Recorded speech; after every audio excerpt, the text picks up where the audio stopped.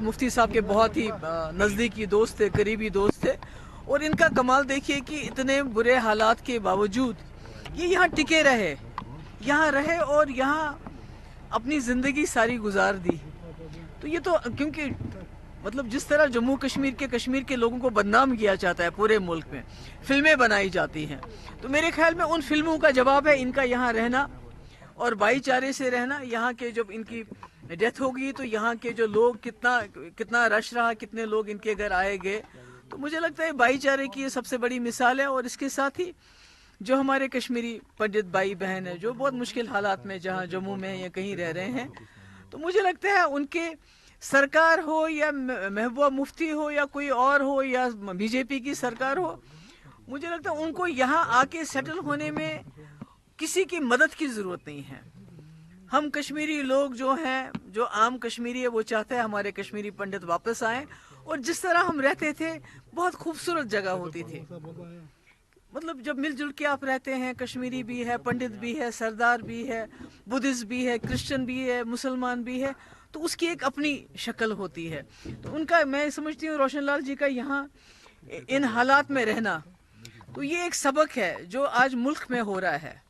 जिस तरह हमारे कौम के लोगों को लिंच किया जाता है, उनको मार दिया जाता है, उनकी पिटाई की जाती है,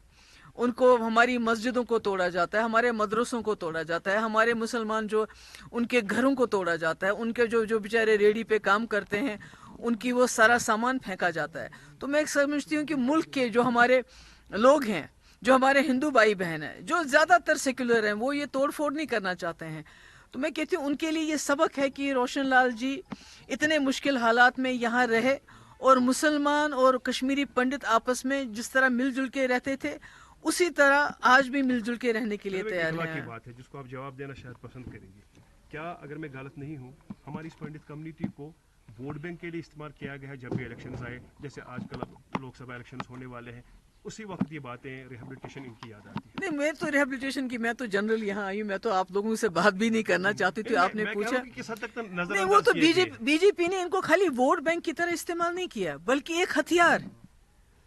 कश्मीरी पंडितों के दर्द को, उनकी तकलीफ को इन्होंने एक हथियार बनाया और पूरे मुल्क में उस हथियार को बेचा, उस हथियार को पूरे मुल्क में इस्तेमाल किया दूसरों के वोट लेने के लिए। हमारे कश्मीरी पंडित भाई, उनके वोट तो बहुत ज्यादा नहीं है, मगर उनके दर्द को, उनकी तकलीफ को बीजेपी ने घर घर जगह जगह जाके हथियार की तरह इस्तेमाल किया, मगर और उनके लिए कुछ भी नहीं किया। लेकिन समझ आ गया है, अगर आपको याद है इन सालों में जब से यहाँ बीजेपी की सरकार डायरेक्टली बनी है, जो कश्मीरी पंडित लोग यहाँ रहते भी थे वो भी यहाँ से छोड़ के चले गए, ऐसे हालात बन गए।